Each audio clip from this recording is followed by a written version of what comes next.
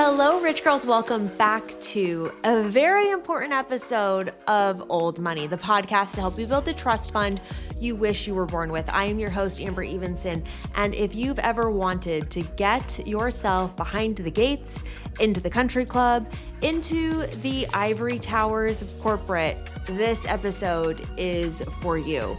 This is all about old money manners, behaviors that make you stand out today. I truly believe, as they said in one of my favorite movies, The Kingsman, they would say, manners maketh the man. And I think manners maketh the old money woman. It is now a modern advantage to have good manners because standards have dropped. Standards have dropped across the board. It's sloppy out there, and that's the new norm. I am seeing, especially in business, that reliability is rare, accountability is at an all-time low, and generally speaking, people think they can get away with murder. I have a joke with my HR manager, Bree, who I could not live without. And her and I talk about we're going to start a podcast called The Audacity, where we are just going to talk about the audacity of people in this day and age, but specifically in the workplace. Manners in the workplace are important. We know that. But manners in everyday life matter just as much. We see this, right? And manners are not just about the 10 things I'm going to go through in this list with you today. It's just like how you show up in the world, right? Like whether you're at work or at Walmart, they're same principles, just different expressions. Like I believe it's inappropriate to go to the market in your pajamas. Your pajamas are for your bed. They're for sleeping. I also think it's inappropriate to bring your dog into a supermarket where there's food. Of course, I'm not mad at service animals and things like that. What I am mad about is the people who have their dogs in the supermarkets, have them on a leash, they're dragging them around the store, and the poor little Pomeranian's gonna get run over by a cart. I can't get down the aisle because your dog is blocking the way, and they're not paying attention to the dog, and they're not paying attention to me. They have no self-awareness. I think that's rude. In my opinion, having good manners is about understanding your impact on others. It's about spatial awareness. It's about social awareness. It's about perception. It's about understanding that the way that you choose to show up will impact others. And it's about owning that you're choosing it. You are choosing the way that you show up in the world. It is something that you have to own. So in today's market, manners are nowhere to be found. They become differentiators, especially in the business world. Because when I have a great interaction with somebody on an interview or at a networking event, or something happens where they are more well-mannered than normal, it stands out to me. And by the way, manners are free. So I think this is one of the easiest strategic ways to set yourself apart from the crowd in business, socially, or just generally in society. People associate manners with rigidity or being old-fashioned, but they really aren't.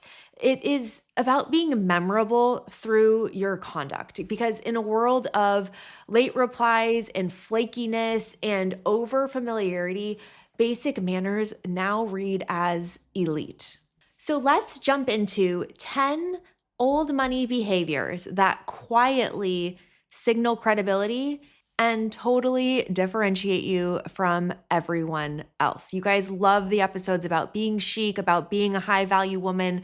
This is it. These are 10 super small details that compound your credibility socially and professionally. Item number 1. Punctuality as respect. I cannot underscore this enough. For somebody with a very full life, and I'm not just talking about myself, I'm talking about people who have school pickup and drop off, they have dogs that need to be walked, they have families that need to be fed, and they have clients and bosses and all of the things that they're managing in their life.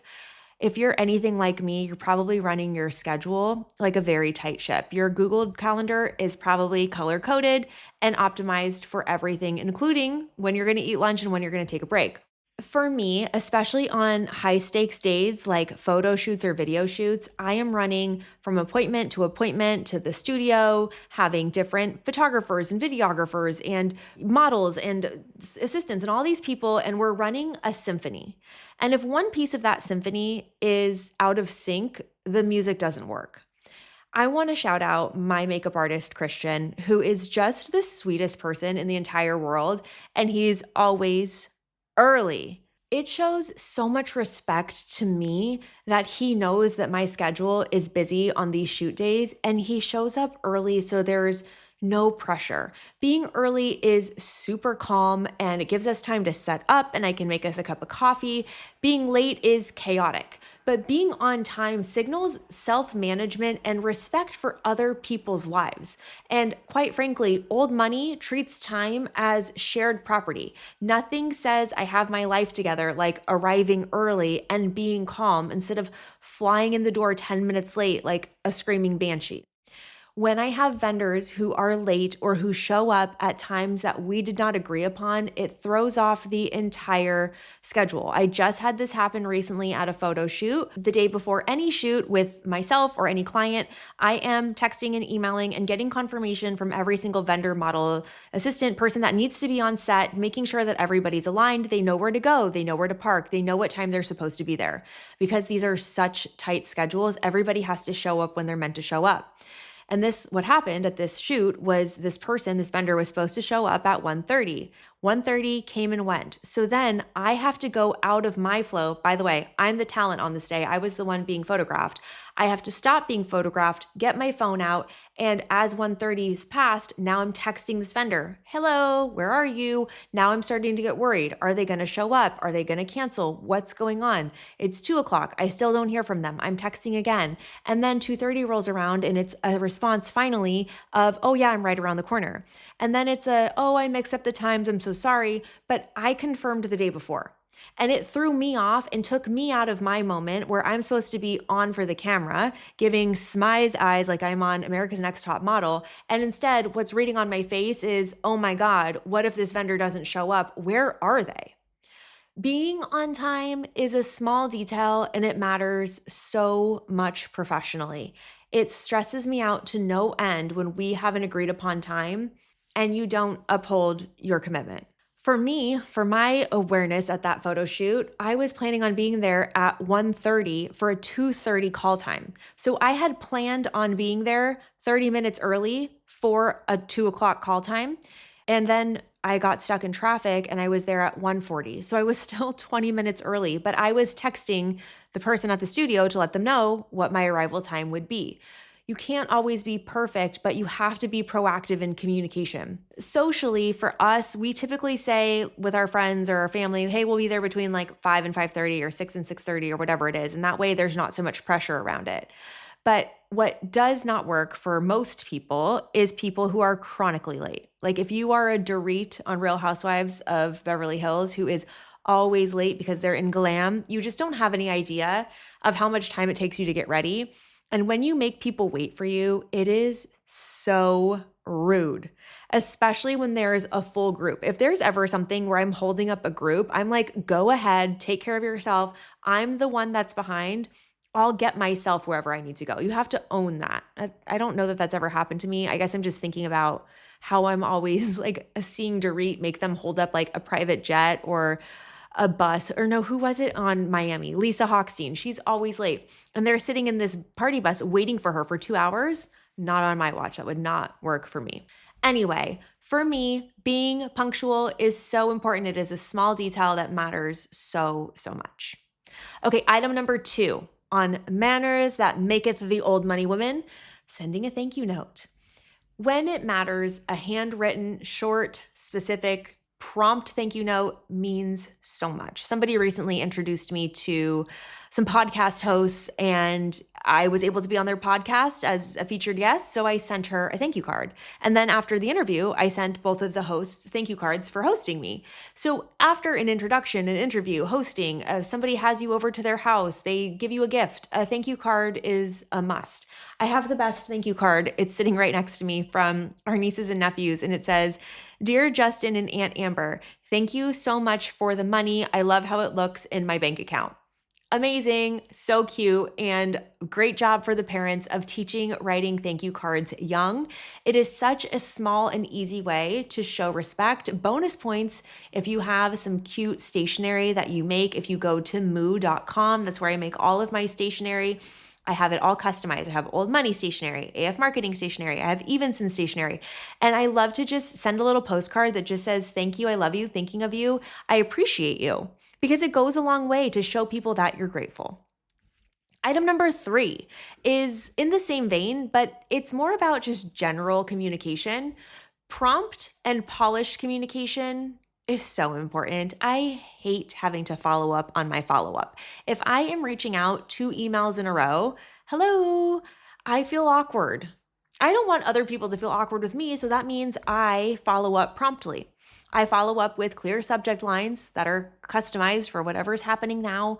I follow up with complete sentences that are fully formed thoughts. And I'm thinking of this because I was just reading through the horrific Epstein files. And I'm like, these are the most influential, powerful people in the world, and they literally cannot use punctuation to save their lives. It's incredible. Anyway, prompt communication, follow through. That means in a professional setting, you're taking a note. Okay. If I'm on a call with a team member, that's a team member of mine, and they're not taking a note, I literally will be like, take a note. Because don't forget, if I tell it to you, like I expect a follow through. If I'm on follow up with a client, I'm like, how can I help them remember? I'm going to send them an email to say, hey, I need this thing from you. I'm going to send them a recap email. I'm going to be prompt and polished in my communication, in my ask. But if I have to follow up on my follow up, it's awkward. It's creating friction. An easy way to communicate is when it's a ping pong match, right? Like I lob something to you, you lob something back. I lob something back the other way. The other thing to do in professional settings is even if you don't have the answer right away, if you can just say, wanted to confirm receipt of your email, I don't know the answer to this, but let me follow up in a couple of days when I can.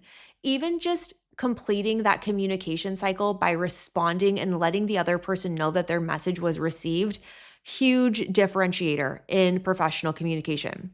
And then as it relates socially, it's like follow up with your text, respond to your calls. Don't send me a wall of text. And also, please do not send me a voice note that is 18 minutes long because I just can't listen to it. I am huge on Voxer. I love Voxer. I use Voxer with a lot of different professional people in my life. And I like Voxer because you can 2x the speed and go super fast through it. So if you're going to leave me a long message, send it on Voxer. And that's the other thing I should add to this. It's prompt, polished communication that is concise. I don't need all the information. I want bullet points. I want it to be fast. I want it to be easy to respond. I need you to get to the point, especially professionally. If you're sending me a Loom video and it's, 20 minutes long, I am going to watch it on 2x speed. I need you to call out what I need to do next in the email. It's super important to respect other people's time and make sure that you are being a good ping pong partner by lobbing things back and forth. Item number 4 is following through every time because reliability matters professionally. You are not going to get a promotion being the personality hire at your job. You might be super cute and charismatic, but if you say you're going to send something and you don't send it, or you say you're going to come and you don't come, people will remember. People remember who made things easy. It's one of the reasons why I think we win so much business because I am so on top of follow through and making things easy for my clients. I don't give them homework they can't complete. I don't give them big old drafts of documents that they have to shuffle through.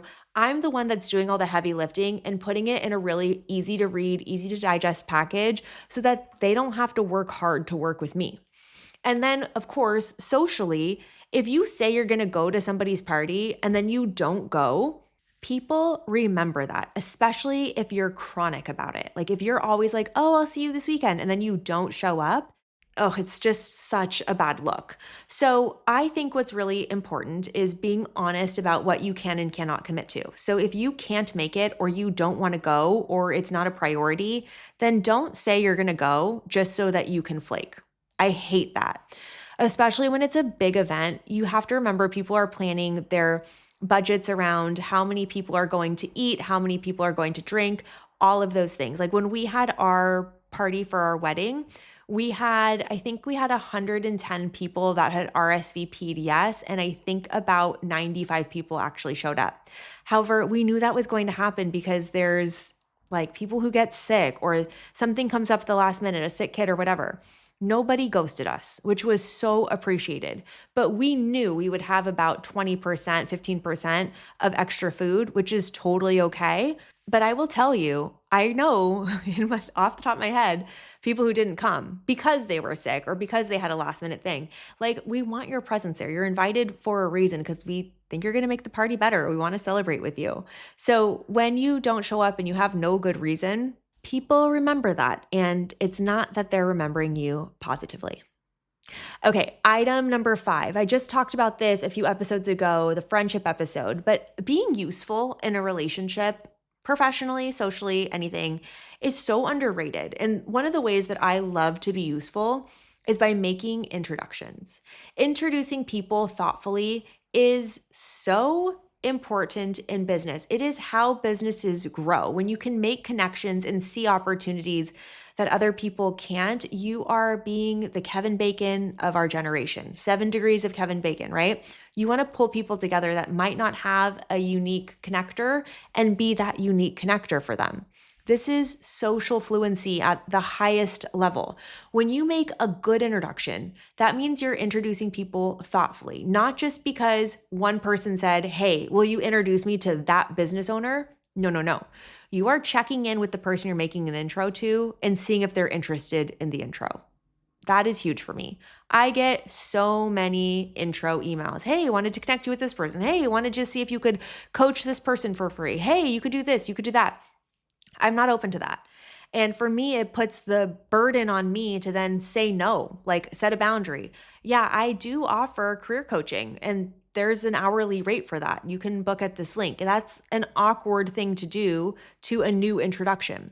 To make a good introduction, you're going to check with all the parties involved first. Then you're going to give context, not just names. You're going to make others feel considered, and you're going to take a little ounce of effort to make each person feel a little bit more comfortable by finding common ground during that introduction. It's a very easy way to be useful and to give somebody something of value, which is a connection in business or socially. I think it's really important also when we're talking about other cities and, somebody's moving to a new place and making those introductions so that they have a solid place to land. That's so big socially. It's just considerate. It's just good manners.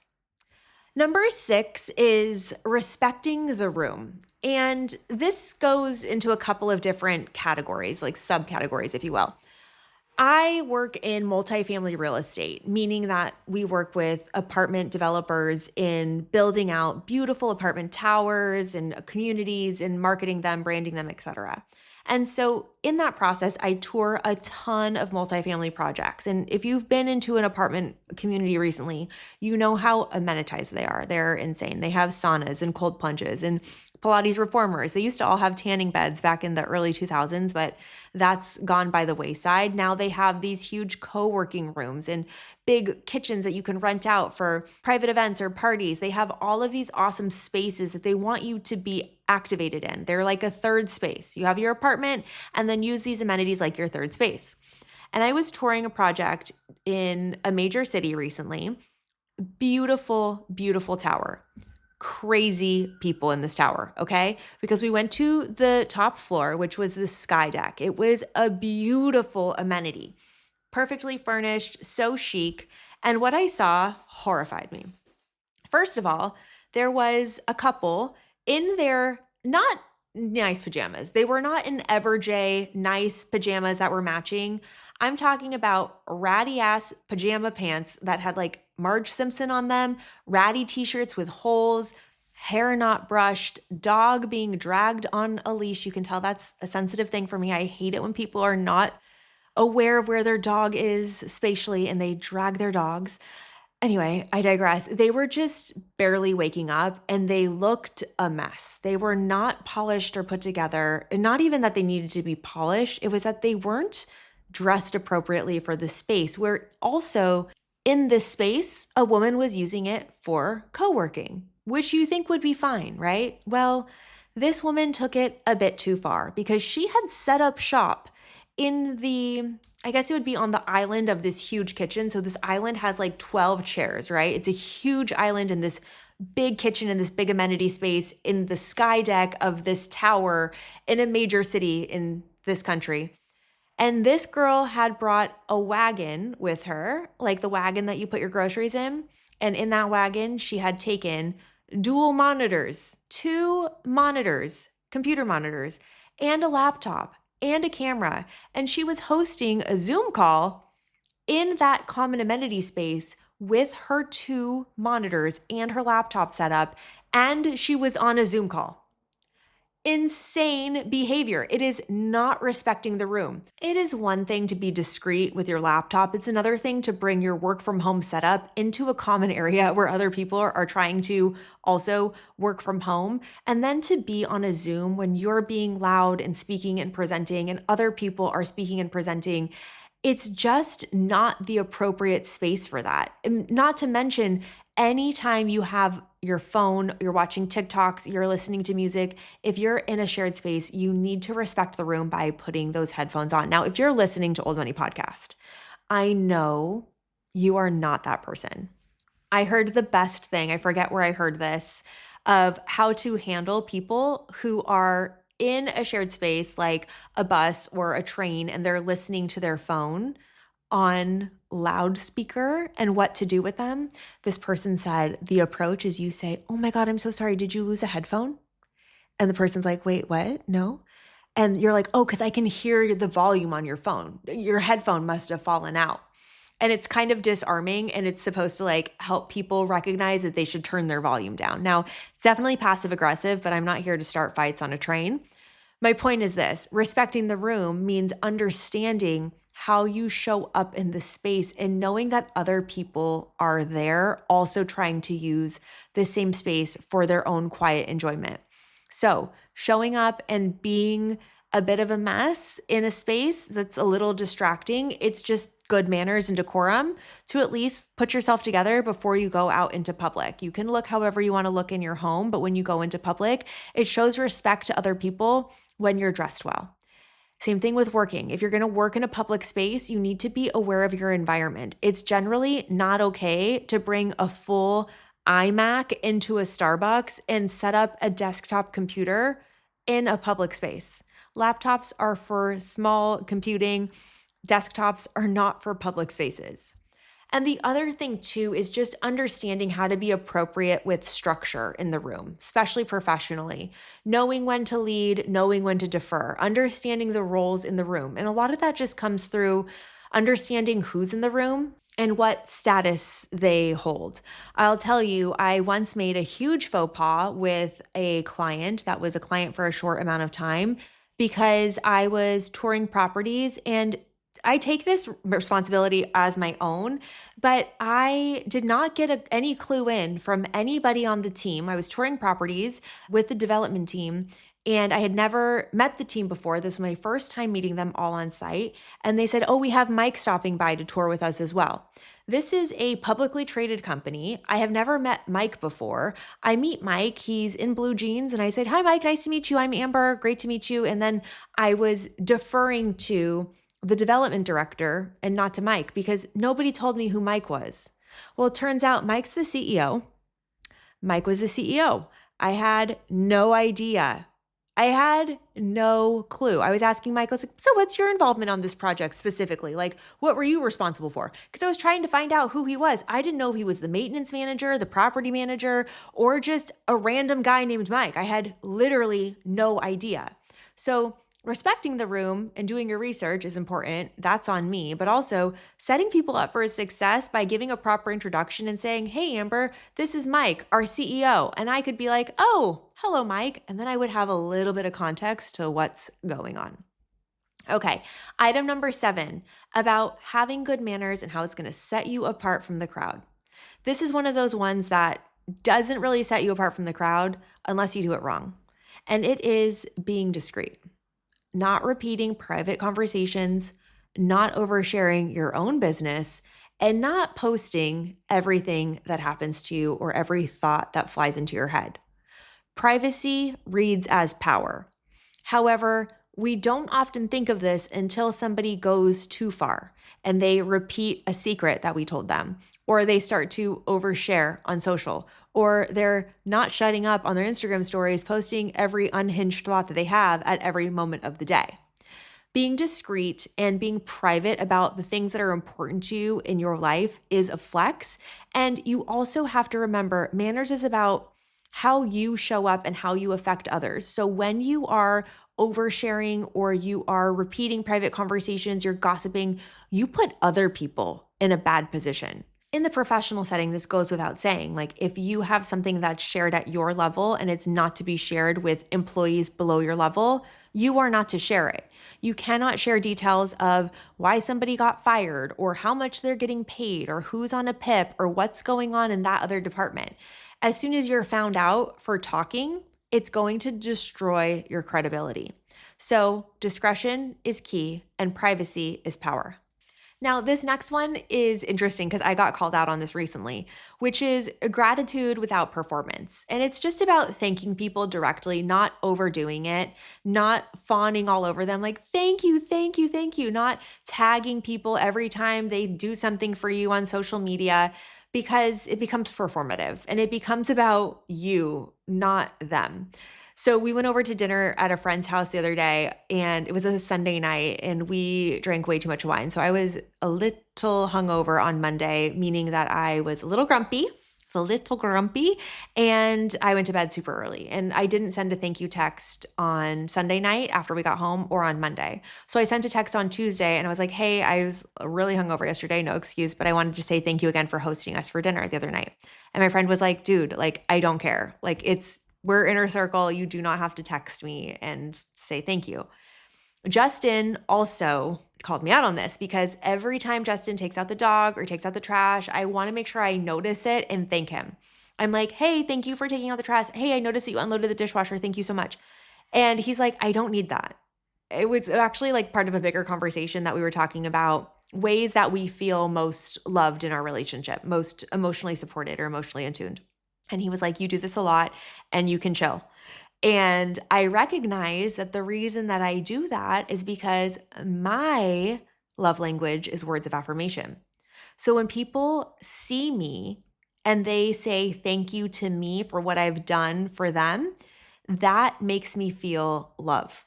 So I was being what was coming off as a bit performative, but it was honestly coming from a place of like, that's what I would want from people. So that's what I'm doing for them.